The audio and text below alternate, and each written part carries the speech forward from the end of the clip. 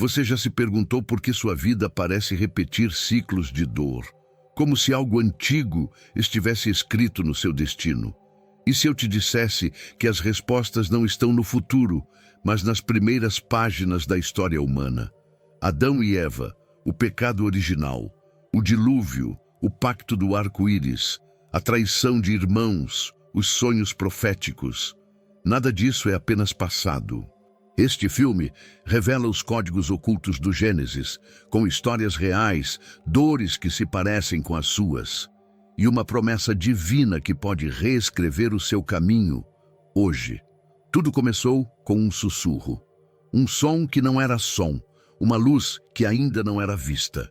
Era o princípio, o início de tudo, quando Deus, com voz firme e suave, disse: haja luz. E houve. A criação do mundo não foi apenas o início de um planeta, foi o nascimento do tempo, do propósito e da esperança. Onde antes havia apenas o vazio, surgiu a beleza. E em cada detalhe, um símbolo. As águas que se separam são a promessa de um caminho.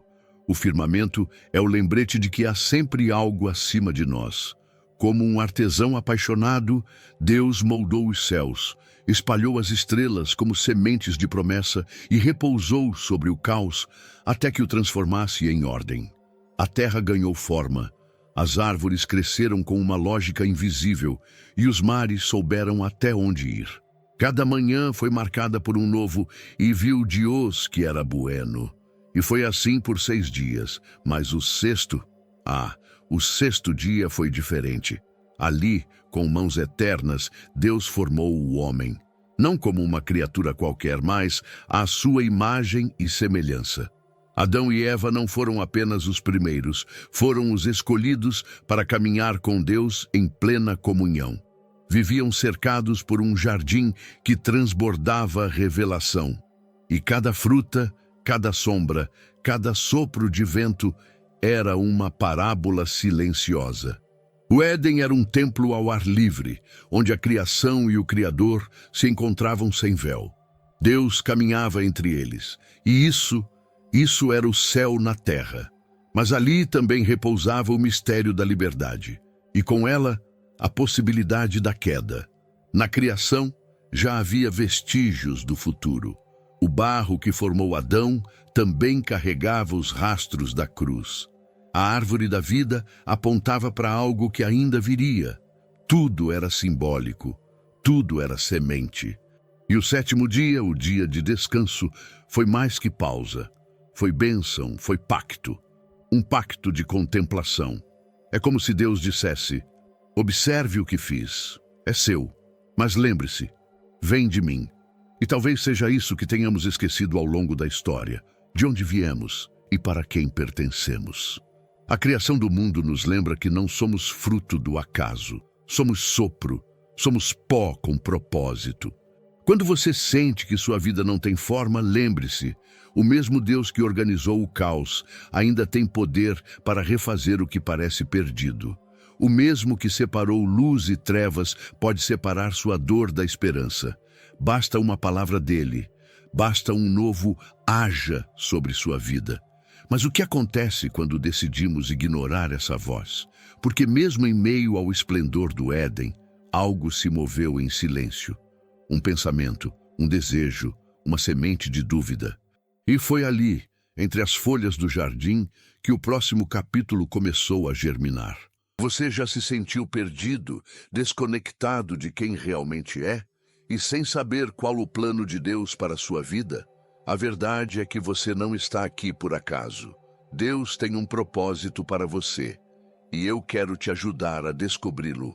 Por isso, criei 3 e-books que vão transformar sua jornada com Deus. Clique no link no comentário fixado e comece sua transformação agora. No centro do Éden, entre rios e árvores frondosas, havia 2 árvores que carregavam mais do que frutos, carregavam destinos. A árvore da vida e a do conhecimento do bem e do mal. Adão e Eva viviam em perfeita comunhão com Deus, mas também em plena liberdade. E com a liberdade veio a prova. Deus, em sua sabedoria, não escondeu o risco, apenas deu um limite. E ali começou o conflito mais antigo da alma humana: obedecer ou seguir o próprio desejo. A serpente astuta entre todas as criaturas não falou com gritos, sussurrou. E o sussurro foi mais perigoso que qualquer rugido. É verdade que Deus disse? Essa pergunta ecoa até hoje. Com uma frase, lançou dúvidas sobre a bondade de Deus. Eva olhou o fruto. Era belo, era desejável, era proibido. E quando o estendeu a Adão, ele também comeu. Não por ignorância, mas por escolha. E nesse gesto, o pecado original entrou no mundo como um veneno silencioso. A queda não foi apenas uma transgressão, foi uma ruptura espiritual. A inocência se perdeu. Os olhos se abriram, mas não para ver a verdade, e sim para perceber a vergonha. Tentaram se cobrir, tentaram se esconder.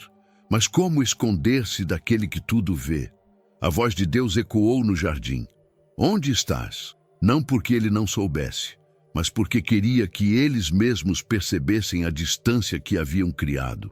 Então veio o juízo, mas até no juízo houve misericórdia. Sim, foram expulsos. Sim, houve dor, mas Deus não os deixou nus.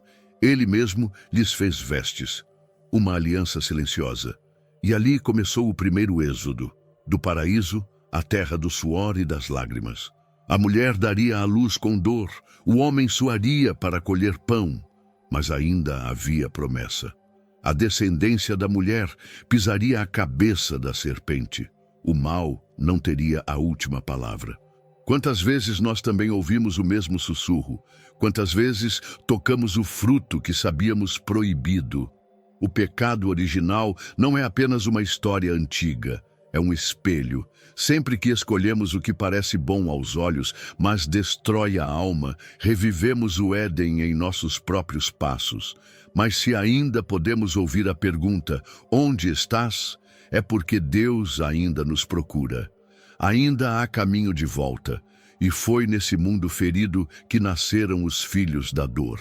Caim e Abel vieram não apenas como herança biológica, mas como reflexo de uma humanidade marcada por escolhas. E o que aconteceu entre eles revelaria um novo abismo na história. Gostou do conteúdo e ele fez diferença para você? Clique no Valeu Demais e apoie nosso trabalho. O chão ainda estava quente do Éden perdido quando Caim e Abel nasceram. Filhos de Adão e Eva foram os primeiros a herdar um mundo fora do jardim, um mundo onde a comunhão já não era plena. Caim, lavrador da terra. Abel, pastor de ovelhas. 2 irmãos, 2 caminhos, 2 ofertas. Ambos se aproximaram de Deus. Mas apenas uma oferta foi recebida com agrado. Abel trouxe o melhor dos seus rebanhos, Caim, algo da terra. O altar tornou-se um espelho da alma. Deus olhou para o coração antes de olhar para o presente. A aceitação de Abel despertou em Caim uma chama escura, inveja, amargura, rejeição. E quando Deus o confrontou com misericórdia, advertindo que ainda havia chance de recomeçar, Caim recusou. O pecado batia à porta, e ele abriu. Chamou seu irmão ao campo. E ali, onde o céu já não era tão próximo, o sangue de Abel tocou a terra. O primeiro homicídio da história humana. A voz de Deus, mais uma vez, soou. Caim, onde está teu irmão? Mas a resposta veio carregada de frieza. Sou eu, o guardador do meu irmão? A indiferença do coração de Caim cortava mais do que sua mão. E a terra, que recebera o sangue, clamava. O solo amaldiçoado se tornava símbolo da culpa que Caim agora carregava. Vagaria. Seria marcado, mas não abandonado. Deus ainda colocou um sinal sobre ele. Proteção mesmo no castigo. Essa história é mais do que tragédia. É um retrato das batalhas invisíveis que ainda hoje travamos dentro de nós. Quando o coração se contorce de inveja, quando o reconhecimento do outro fere nosso orgulho, quando não entendemos que Deus vê o interior antes do exterior. O que oferecemos a Ele? O fruto do suor, ou o melhor de nosso espírito? A história de Caim nos alerta. O mal não começa com o ato, começa no olhar. Mas há também um consolo sagrado. O sangue de Abel, embora clamasse por justiça, aponta para outro sangue, o de Cristo, que clama por misericórdia. A voz do sangue de teu irmão clama da terra, disse o Senhor. E esse clamor ainda ecoa. Mas agora há um sangue que fala coisas melhores, o da cruz.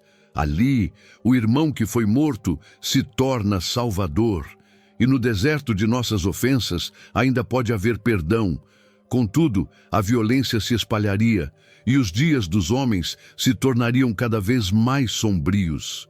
Até que Deus, com pesar no coração, olharia para a terra e decidiria começar de novo. A história seguiria com águas que purificam e com uma arca que se tornaria refúgio. O mundo havia se multiplicado, mas a maldade também. Os dias dos homens estavam cheios de violência e o coração humano se inclinava continuamente para o mal. Deus, que havia criado tudo com amor, agora se entristecia em seu íntimo. O Criador que havia dito, é bom, agora via a corrupção cobrir a terra como uma nuvem espessa. Mas entre tantos havia um homem diferente, Noé, justo em sua geração. Um homem que ainda ouvia a voz do céu, enquanto todos gritavam desde a terra. Noé recebeu instruções que pareciam absurdas aos olhos do mundo. Construir uma arca em um tempo sem chuva. Madeiras, medidas, compartimentos, tudo era símbolo. A arca não era apenas um barco. Era um sinal profético, uma metáfora viva da salvação. Enquanto o povo ria, Noé construía. Enquanto zombavam, ele obedecia. Sua fé era martelo, seu silêncio era anúncio. E cada animal que entrava em pares era um lembrete de que Deus ainda guardava sua criação. E então, o céu se abriu. As fontes do abismo jorraram. A água caiu por 40 dias e 40 noites, lavando o mundo com lágrimas celestiais. Tudo que respirava fora da arca pereceu, mas dentro havia vida, havia esperança. A arca de Noé se tornou um útero espiritual, preservando o que ainda tinha aliança com Deus. Era como se o Criador estivesse recomeçando, não com força, mas com misericórdia. Um novo Gênesis em meio ao juízo. Quantas vezes em nossa vida Deus também nos chama a construir em silêncio, a obedecer quando tudo parece incoerente, a esperar pela promessa mesmo enquanto chove destruição ao nosso redor. A arca de Noé é uma figura poderosa da proteção divina. É o lugar onde a obediência encontra abrigo. Quando tudo desaba, quem caminha com Deus não naufraga, apenas flutua sobre as águas do juízo. Após o dilúvio, a arca repousou sobre as montanhas de Ararate. E Noé, saindo, ofereceu um sacrifício. Deus, então, fez algo inesperado. Selou um pacto. Um arco surgiu no céu, não como ornamento, mas como juramento. O arco-íris tornou-se testemunha da promessa divina. Nunca mais destruiria a terra com água. Um símbolo eterno, pintado entre nuvens, para lembrar-nos de que mesmo após a ira, há graça. Mas o homem, ainda que poupado, continuaria tentando alcançar o céu com suas próprias mãos. E o orgulho, mais uma vez, subiria como torre. O palco estava sendo preparado para a confusão e para uma nova dispersão. Após 40 dias de juízo, o silêncio tomou conta da terra. As águas recuaram e Noé desceu da arca com passos reverentes. Ele sabia. Aquele não era apenas o fim de uma tempestade, mas o início de uma nova era. Como primeiro ato em terra firme, ergueu um altar. E sobre aquele altar, ofereceu a Deus um sacrifício, não de medo, mas de gratidão. E Deus, ao sentir o aroma suave, selou ali um pacto eterno. Um pacto que nasceu do arrependimento divino e do reconhecimento humano. Então, no céu, surgiu algo jamais visto. Um arco, não de guerra, mas de paz. Um arco-íris, pintado com as cores da misericórdia, colocado entre as nuvens como uma assinatura divina.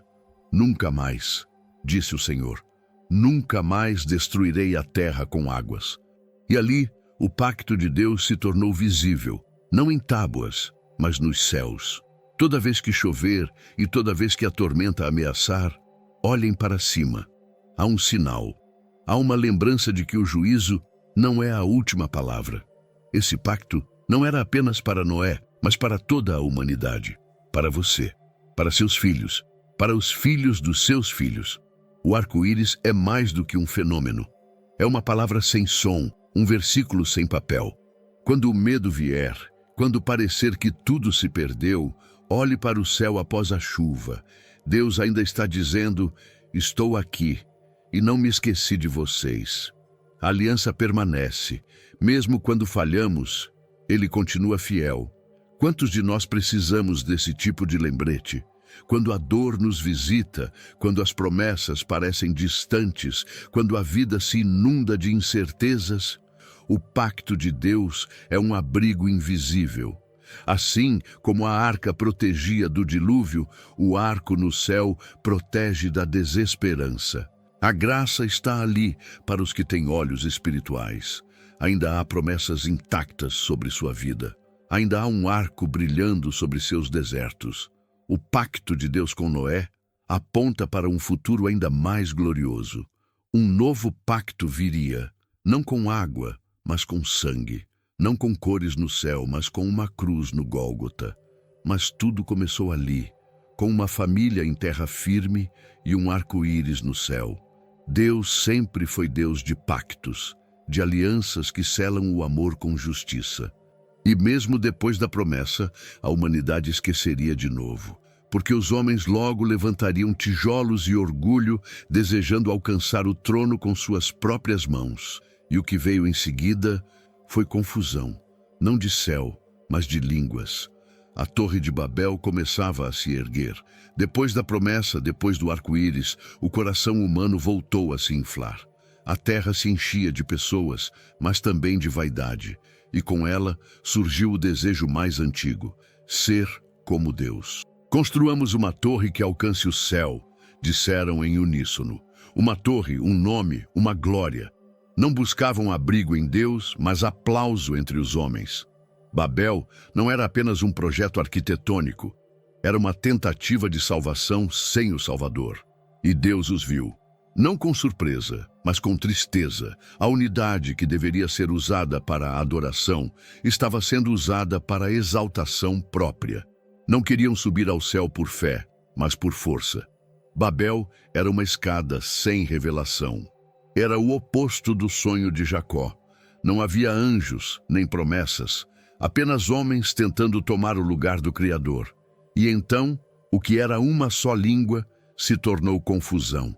A confusão das línguas foi mais do que um castigo, foi uma intervenção de misericórdia. Deus impediu que a humanidade se perdesse em sua própria arrogância, separou-os, espalhou-os pela terra e interrompeu a construção. Babel parou, mas sua ideia permanece viva. Quantas vezes ainda tentamos construir nossa própria torre? Projetos sem oração, planos sem direção, nomes sem cruz. A torre que pretendia tocar o céu acabou virando ruínas, e desde então as línguas se multiplicaram, os povos se espalharam e a comunicação se quebrou. Mas mesmo isso, Deus redimiria no futuro, em Pentecostes, onde o Espírito Santo permitiria que todos ouvissem em sua própria língua. A confusão da Torre de Babel apontava para a restauração futura. Porque o plano de Deus nunca se frustra, apenas se reorienta. Babel nos lembra que nem toda união é santa e que nem todo sucesso é sinal de aprovação divina. Às vezes, Deus interrompe nossas construções porque elas nos afastam dele. E é graça, não castigo. É proteção, não punição. A língua confusa foi uma chance de reencontro. A dispersão foi um convite ao retorno. Babel caiu, mas o chamado de Deus continuaria ecoando. E um homem ouviria esse chamado. Na calada dos dias, em uma terra pagã, um nome foi sussurrado do céu: Abraão. E com esse nome, uma promessa nascia. Deus falou, e não foi num templo, foi em meio a uma terra de ídolos, onde o nome do Senhor era desconhecido. Sai da tua terra, da tua parentela e da casa de teu pai, para a terra que eu te mostrarei. Assim começou o chamado de Abraão. Um chamado que exigia renúncia sem garantias, fé sem mapa e obediência sem precedentes. Abraão não viu promessas cumpridas antes de partir, mas ouviu uma voz, e essa voz bastou.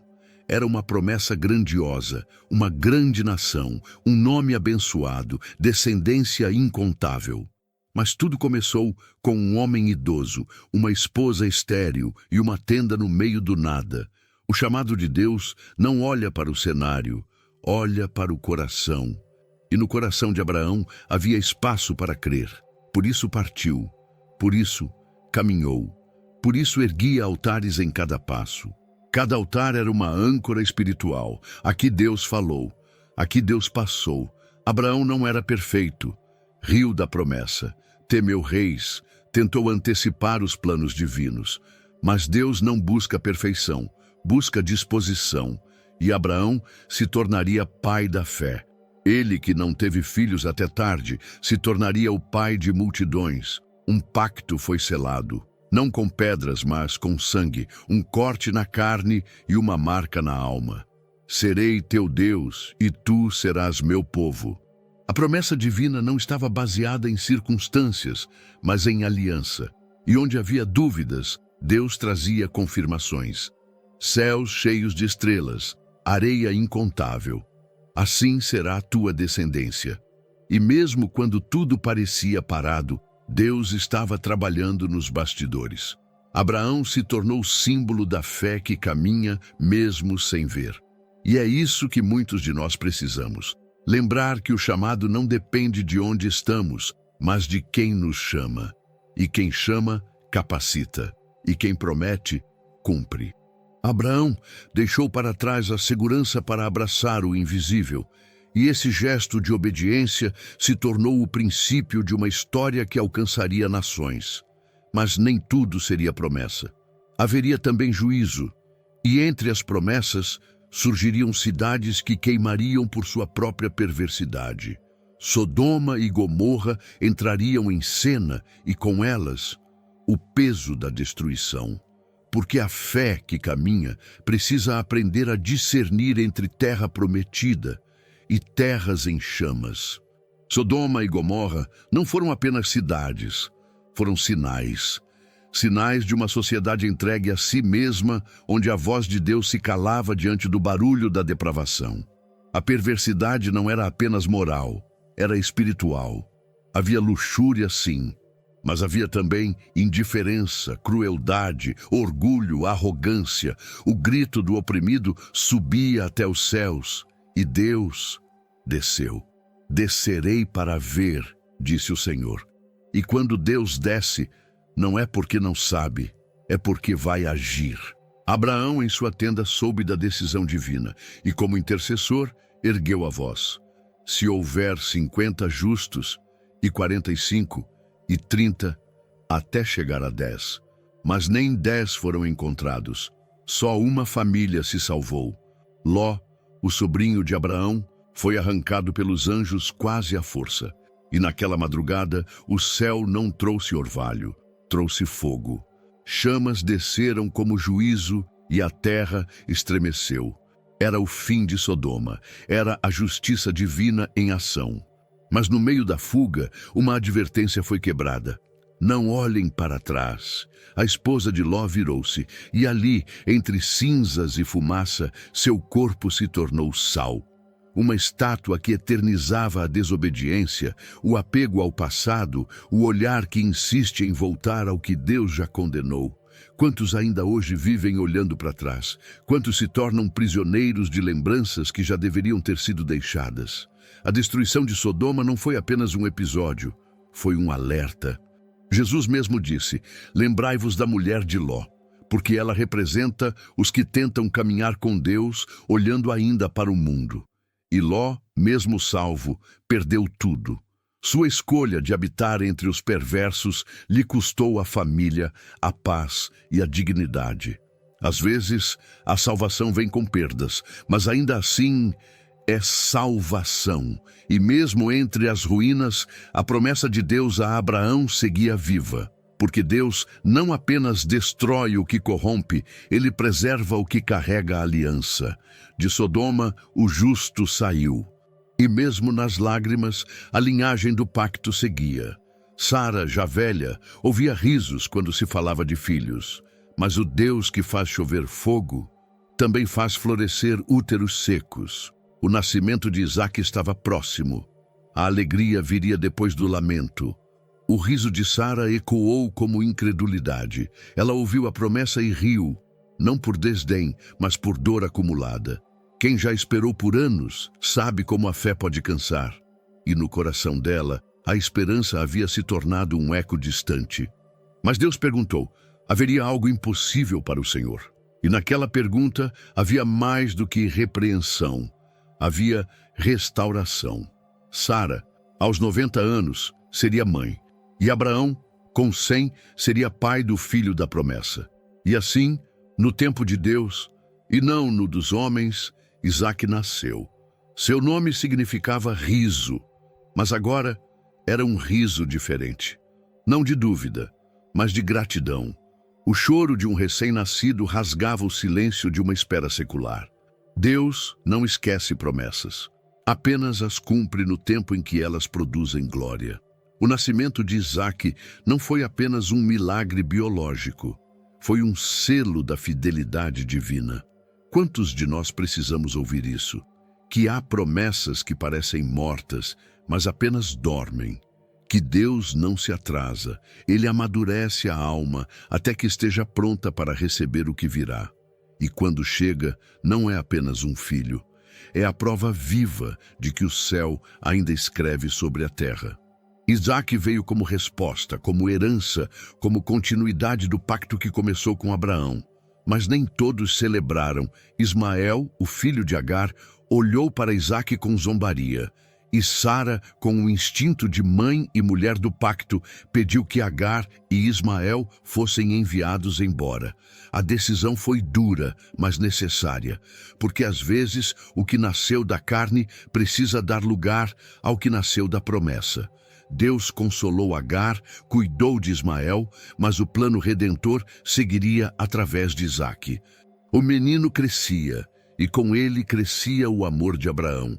Ele era o filho tão esperado, o filho do riso, mas também seria o filho da prova, porque Deus, que havia prometido, agora pediria o que mais amava, e esse pedido cortaria não apenas a alma de um pai, mas a história da humanidade. O sacrifício de Isaque estava por vir, e com ele, uma sombra do Calvário se projetaria sobre o monte. De madrugada, Abraão se levantou. Não havia sono que apagasse o peso daquele chamado. Deus havia pedido o impensável. Toma teu filho, teu único filho, a quem amas, e oferece-o em holocausto. Não foi um teste de sangue, foi um teste de fé. O mesmo Deus que deu, agora pedia de volta. E Abraão, sem discutir, sem questionar, partiu. 3 dias de caminhada. 3 dias com o coração em silêncio, com o altar no olhar e o filho ao lado. Isaque carregava a lenha, Abraão o fogo e a faca. E quando o filho perguntou: onde está o cordeiro para o holocausto? O pai respondeu com profecia: Deus proverá para si o cordeiro. A fé de Abraão não era cega, era enxergada além. Subiram o monte, ergueram o altar, arrumaram a lenha. E quando tudo estava pronto, Abraão amarrou Isaque. E o menino, como Cristo, séculos depois, não resistiu. Deitou-se, confiou, a faca subiu. E naquele instante o céu gritou. Um anjo interveio. Não estendas a mão sobre o menino. A obediência havia sido provada. E entre os arbustos, um carneiro preso pelos chifres se revelava. Deus realmente havia providenciado o sacrifício. Isaque foi poupado, e o Monte Moriá se tornou sagrado. Não pelo sangue derramado, mas pela obediência oferecida. Ali, Deus se revelou como Jeová Jiré. O Senhor proverá. Essa história atravessa séculos como símbolo do que significa confiar, mesmo quando tudo parece absurdo. Quantas vezes somos chamados a entregar aquilo que mais amamos? Quantas vezes Deus nos pede para subir montes de renúncia com olhos cheios de lágrimas? Mas quando obedecemos, sempre há um carneiro esperando entre os arbustos. Sempre há provisão no caminho da fé. Isaque desceu do monte com seu pai, mas não era o mesmo menino. Ele havia visto o altar, sentiu a corda, ouviu o silêncio de um sacrifício que quase foi seu. Sua vida desde então carregaria a memória de que viver é um dom de Deus. E mais tarde, esse jovem, que quase foi entregue, precisaria agora encontrar quem seria sua parceira na continuidade da promessa. O casamento de Isaque estava sendo preparado, e Deus, mais uma vez, escolheria com precisão alguém chamada Rebeca. Abraão era já velho, mas a promessa não havia envelhecido com ele. Sabia que Isaque não podia unir-se a qualquer mulher. O herdeiro da aliança precisava de alguém que também estivesse debaixo da mão de Deus. Então chamou seu servo mais confiável e o enviou em missão. Vai à minha parentela e traze de lá uma esposa para meu filho. Foi assim que nasceu a jornada mais singela e divina por um casamento que mudaria a história. O servo orou, e sua oração foi clara: que a mulher escolhida se revelasse pela bondade, nem beleza nem riqueza, mas um coração que oferece água ao estranho e aos seus camelos. E ali, no poço, como em tantas histórias bíblicas, Deus respondeu. Rebeca apareceu, com jarro e generosidade. Não apenas deu água ao servo, mas aos camelos, sem saber que estava sendo resposta de uma oração.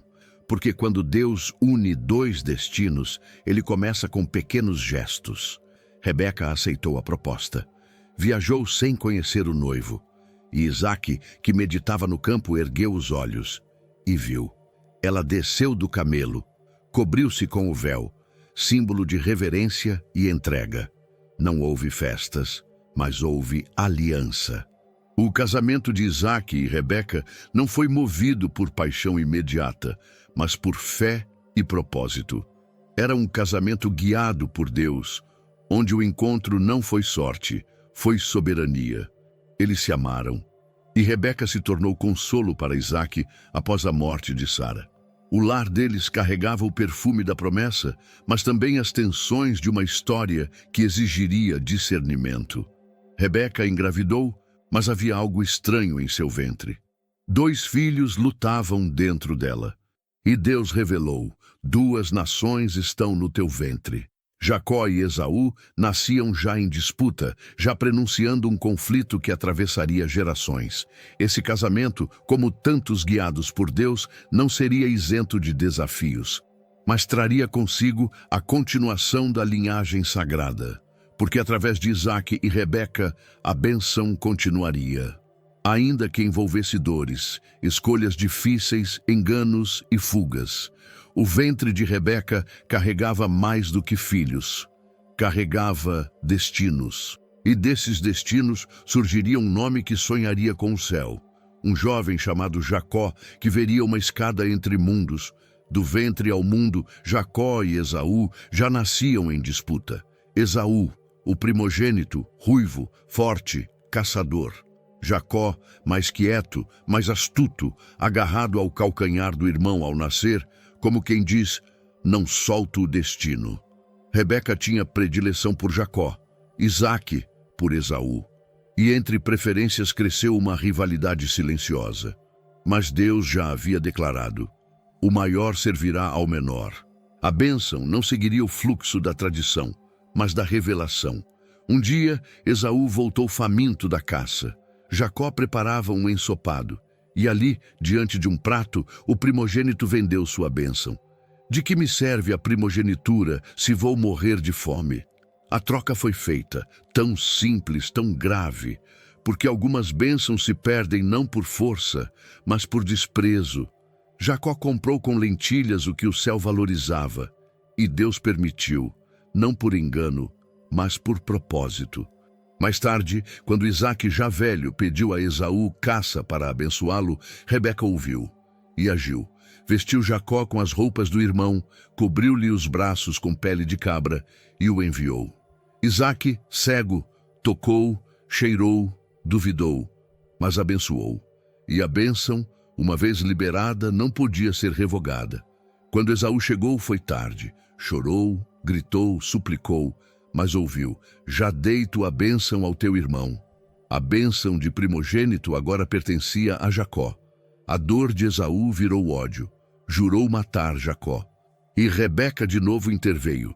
Mandou o filho fugir. Jacó partiu com a bênção nas costas, mas o coração carregado de culpa. Fugir não era vitória, era peso. E a pergunta ardia: como viver com algo que se conquistou por engano?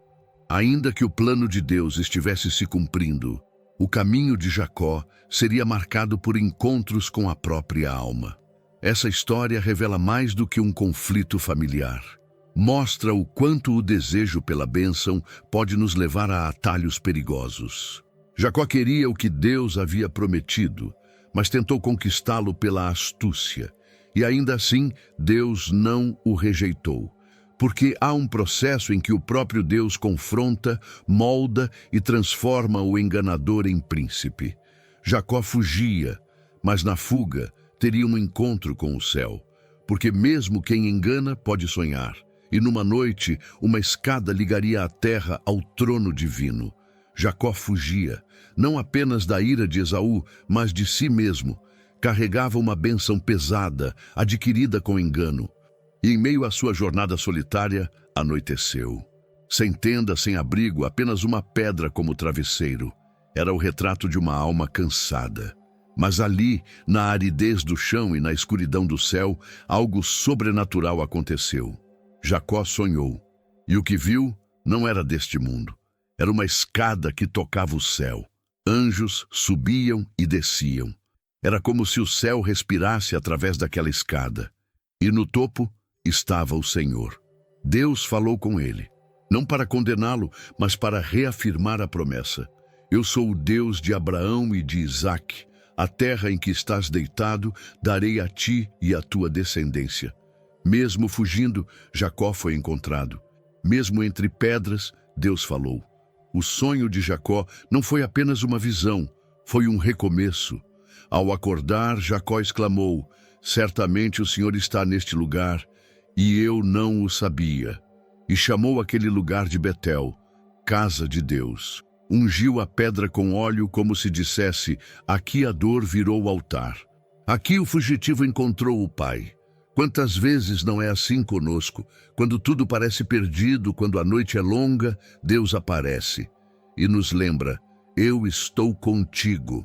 Não é preciso subir ao céu, o céu desce até nós. Esse sonho marcou a alma de Jacó.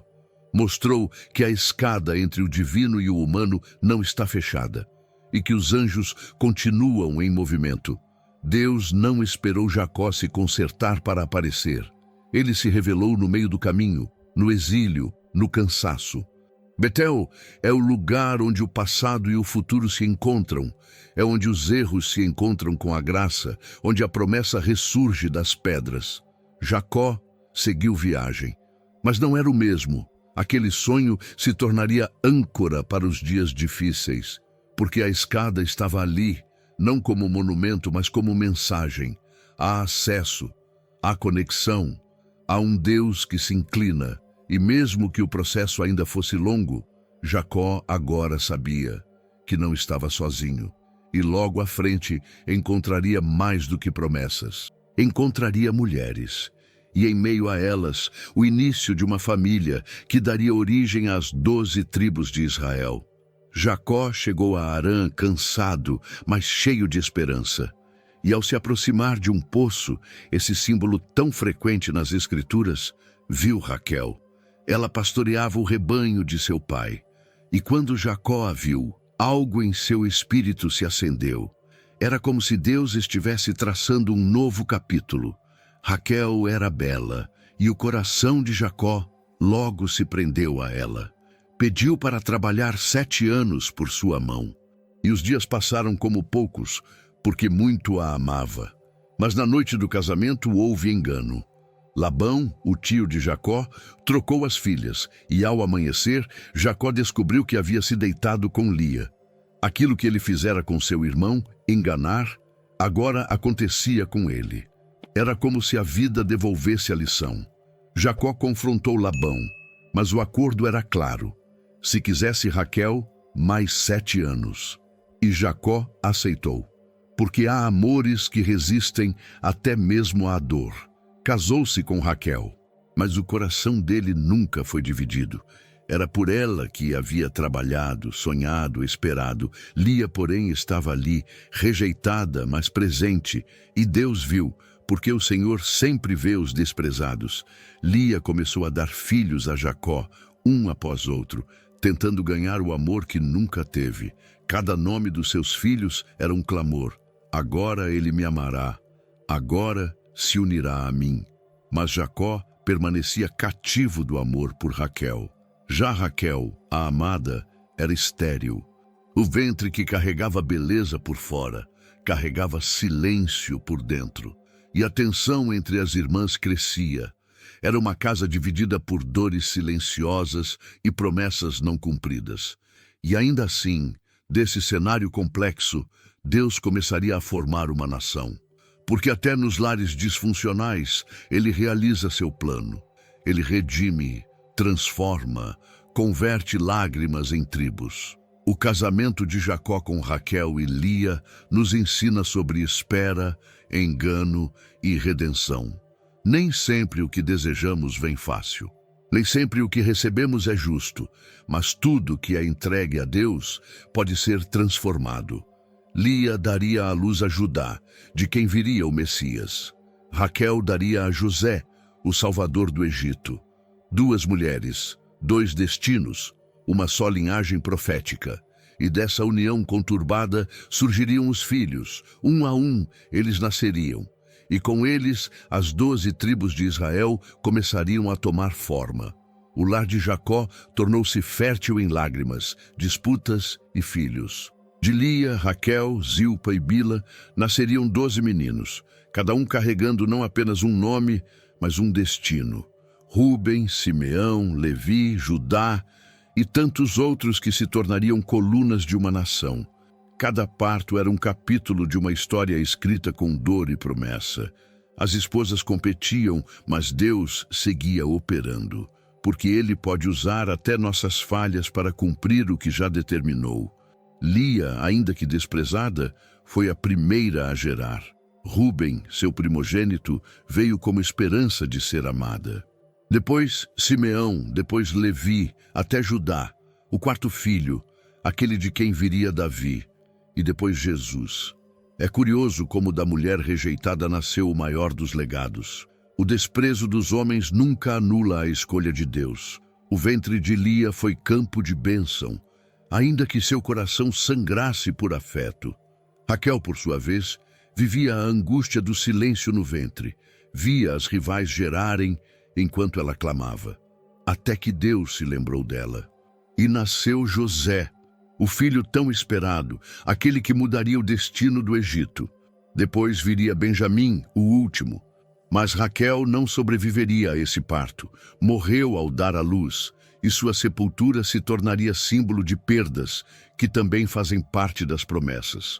Cada filho de Jacó seria pai de uma tribo. Juntos formariam Israel, não como simples povo, mas como nação escolhida. Mas nem todos carregavam o mesmo caráter. Havia inveja, rivalidade, pecados profundos. Mesmo assim, Deus escolheu trabalhar com eles, através deles. A graça não escolhe os perfeitos, escolhe os disponíveis. E entre esses irmãos, havia um que se destacava: José, o filho do velho Jacó, o preferido, o sonhador. Recebeu uma túnica de muitas cores e teve sonhos que apontavam para um futuro de liderança. Mas o favoritismo gerou ciúmes e os sonhos despertaram ódio. Seus irmãos começaram a conspirar, porque muitas vezes os maiores inimigos dos nossos sonhos são os que nos conhecem de perto. E assim, enquanto as tribos se formavam, uma traição também se preparava. José seria lançado ao fundo de um poço e dali começaria a ascensão de um servo que se tornaria príncipe. José era jovem, ingênuo talvez, mas carregava algo que seus irmãos não suportavam: sonhos. Sonhava com feixes de trigo que se curvavam diante do seu, com estrelas, sol e lua inclinando-se a ele. E embora falasse com sinceridade, suas palavras soavam como afronta. Era o preferido de Jacó, o filho do amor verdadeiro. Sua túnica colorida era mais que um presente, era uma marca. E os olhos de inveja não suportam quem carrega distinção. Um dia, enviado pelo pai para visitar os irmãos no campo, José foi traído. Jogaram-no num poço seco. Depois, venderam-no como escravo e mancharam sua túnica com sangue, levando-a a Jacó como prova falsa de sua morte. Enquanto o pai chorava inconsolável, José era levado ao Egito, da casa amada à terra estranha, de herdeiro a cativo. Mas Deus estava com ele, mesmo no fundo do poço, mesmo acorrentado. No Egito, José foi comprado por Potifar, cresceu em graça, administrava com sabedoria. Mas a esposa de Potifar mentiu contra ele, e José foi lançado na prisão, mais uma vez, do topo ao fundo. E mesmo ali, Deus não o abandonou. Interpretou sonhos, confortou corações e aguardou o tempo da exaltação. Porque há prisões que não são fim, mas preparação. Deus usa cada cela para lapidar o caráter de quem ele vai levantar. Quando o faraó teve sonhos que ninguém interpretava, José foi chamado. Revelou os 7 anos de fartura e os 7 anos de fome. E num instante passou da prisão ao palácio. Tornou-se governador do Egito, um estrangeiro, um escravo. Agora, a autoridade máxima depois do rei. Porque quem é fiel no oculto, Deus honra no público. E os sonhos que pareciam mortos ressuscitaram gloriosamente. Na fome que se espalhou, seus irmãos vieram ao Egito, não o reconheceram, mas José os viu. E ali, o palco da dor se tornou cenário de reconciliação. Poderia vingar-se, mas chorou, perdoou, revelou-se e disse: vocês intentaram o mal contra mim, mas Deus o transformou em bem. Essa é a essência da providência divina. Nada é desperdiçado. Cada queda, cada lágrima, cada traição, tudo serve ao propósito maior. Jacó e seus filhos desceram ao Egito. Ali, sob o cuidado de José, encontraram sustento, paz e perdão.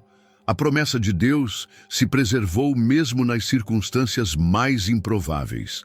E aquele menino rejeitado tornou-se canal de redenção para toda a sua casa.